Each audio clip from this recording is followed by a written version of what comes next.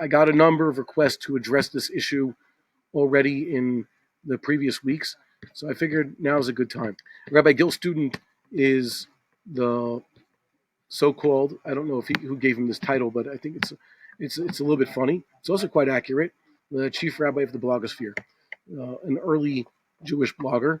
He's always been at the forefront of using the new media. Although now he's not using Substack. Maybe he is using Substack, but he still has the Hurim blog, which is the granddaddy of them all. It must have started about 20 years ago, more than 20 years ago. It really got its kickoff with the whole Slifkin controversy. And this is, for many of our viewers and students, this is actually something that predates them. Wow, this is what we grew up on. And also, I have a little bit of a debt of gratitude to Rabbi Student because he was one of the early supporters of the publication of Haggadah Pesach. And his name is in the credits there. So he's certainly been places. And Rabbi Student was one of the first people who scandalized by the whole Slifkin ban. I'd like to make a distinction between the current Rabbi Natan Slifkin and Rabbi Natan Slifkin as he was then. The current Rabbi Slifkin seems to have lost his way. He just is commenting. He's really drank the Kool-Aid with the whole anti-Haredism. He's become a real statist. Basically, whatever is that political side of the color war, that's what he's on. And he doesn't understand the irony of all the things he's been putting out recently and the internal contradictions. It's really bad. So what I would do is, if I could, I'd like to stick him and Rabbi Weissman in a cage together and just watch them go at some sort of debate and stuff, or cancel each other out like matter and antimatter. If you could even watch such a thing happen, that'd be pretty fun. But that's who he is now. But back then, he was actually fighting for things which I thought were worth fighting for, and many other people believe. Slifkin was banned for basically espousing ideas, philosophical ideas, hashkafic ideas, that were actually quite common in, let's say, certain realms of traditional Judaism, as Rabbi Slifkin and others pointed out. So why was it okay for them to say, but not us? This has its, I guess it has its parallels in other areas of Haredi society and scholarship. One good example that we like to show everybody is the whole Chavos Avavis issue, the Shar Yichud. Shar Yichud is pretty par for the course for Geonim and Rishonim, like the Rambam. So it's Rabbeinu Bachya included the Shar Yichud in the Chavos Avavis. But nowadays, it doesn't fit with what would be mainstream Haredism. And therefore, it's off the curriculum. And for example, we have one of the best printings of the Chavos Avavis, basically says we're not going to comment anything on Shar Yichud, and he has a whole introduction there basically saying why you should skip it. And it's basically, it is based on more recent Torah scholarship. Basically, the founding principles of Haredism, which, by the way, is quite established in the Achronim, doesn't like learning Shar Yichud and other things like that. Or, to put it another way, it's like those yeshiva students who were with me on the plane back in 2003, January 2003, found that I had a copy of Mor Nevuchim and a little bit of an English translation. They said, our Rosh Yeshiva says you shouldn't learn that. I said, well, the more things change, the more things they stay the same. Okay, so that is there as a base, but you have to understand the Rishonim did hold of this. The Gaonim did hold of these ideas. Nowadays, yes, you could find me a lot of later authorities who don't want you studying these things. But why should the Achronim beat the Rishonim? So too, you could say that the Slifkin ideas were extremely problematic, especially in light of all the sources they are bringing. But you can't still say that, well, that doesn't count anymore. That now they could say it, but we can't. That's a fundamental issue in Haredism. So why is this funny? Because Rabbi Student himself has a problem with Kahanism. That's his latest punching bag. And so why is that ironic? Well, first of all, you could show that most basically a lot of these ideas that he describes as Kahanist are actually, they're in Chazal. They're in the Rambam. That's the first thing. You could find them. So he says, yeah, but you should have later authorities of this. They have a more nuanced approach, let's say, with regards to transfer, relation with our relationship to the Gentile world.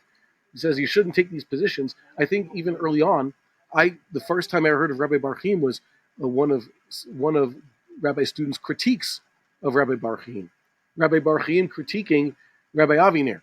Now, Rabbi Bar-Hayim, of course, doesn't hold of a lot of things that Rabbi Aviner holds of. But I myself have nothing against Rabbi Aviner. I've collaborated with him. I learned more from Rabbi Aviner before I even met Rabbi Bar-Hayim. Rabbi Bar-Hayim still was very cordial with Rabbi Aviner, very, very much respected him. He described going off to Beit El to visit him and debate these issues with him. So I thought it was funny about that. The critique got critiqued. Okay, fine. Nowadays, we tend to agree more with Rabbi Bar-Hayim than Rabbi Aviner on most issues. Some people say Rabbi Aviner is controversial, and he will not deny that. But what are you going to do? I can't say, oh, Rabbi Aviner, push him aside. Because, like I said, I learned from him, and he's also technically my neighbor. So, we give all sorts of respect. So that's why I find ironic with the rabbi-student thing, getting on Kahanism. It basically shows through what he's been writing, and I don't have time to go through all the issues, that Kahana is basically a Rambamist, which, by the way, Rabbi Bar-Hayim has also criticized. He shouldn't be a Rambamist. There's nuance. He should see what other things, not just Rambam all the way, no matter what. But using later sources gives, of course, a more nuanced, perhaps more palatable view. If you're American, especially, seeing what everybody else has to say. Rav Kook, for example, isn't exactly a Rambamist or a Kahanist. So I think that Slifkin's problem is he is Rambamism, not Kahanism. So I'll give you an example. Rambam holds, and we saw this before, we went into this, we showed the Machlokas, Rambam and Ravad. Rambam holds there's no room for Gentiles in Jewish society in the land of Israel. Rambam says for a Gentile to be here in the land of Israel, he has to be Ger Toshav or convert to Judaism. And we do not accept Ger Toshav today. What does that mean? It means we do not allow Gentiles to be in this country until we start keeping the Jubilee once again. Now, that's a little bit of an extreme position. We saw the Ravad doesn't hold to that. He understands that line of the Gemara, we don't accept Ger Toshav, means we don't relate to them in a certain way, but we still have Ger Toshav among us. A lot of Achronim held that Ger Toshav could exist among us for whatever reason.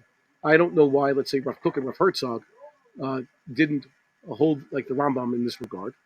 I think it's because you need Ger Toshav to be among us just in order to be able to sell the chametz every year and do the heter mechira every 7 years.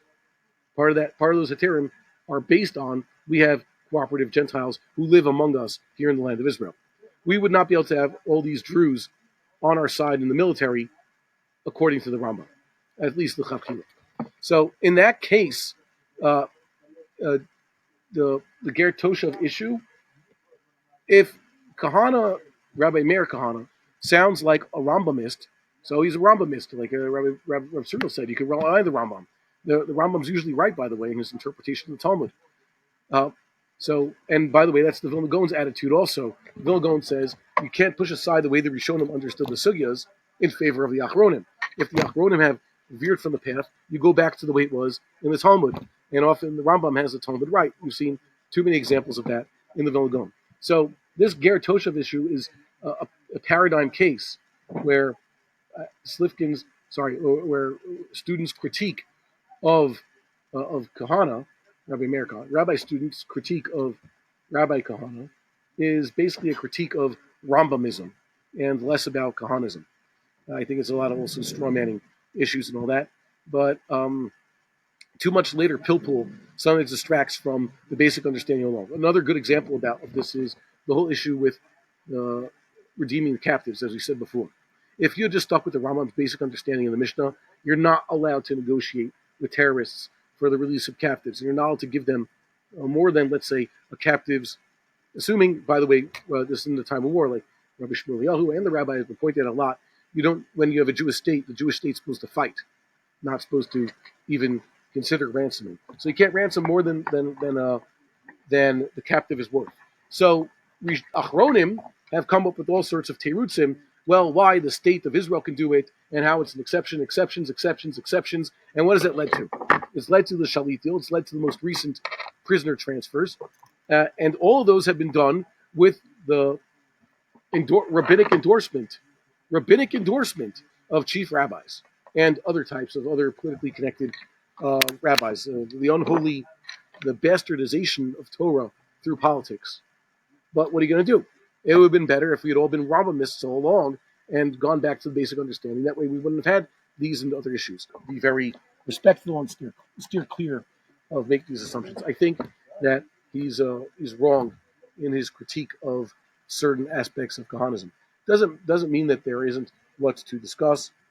It doesn't mean we're all a bunch of Kahanists. It doesn't mean we're not Kahanists. I think it's also a little bit of reflection. You call someone a Kahanist, and it's like, okay, you're an idea Kahanist, and now it's no good. Don't forget that whole idea of what is it? Population transfer. Get rid of the enemy. Now, a most basic understanding of the Torah is, yeah, that's what you're supposed to do. But that's unpalatable according to the Western mind.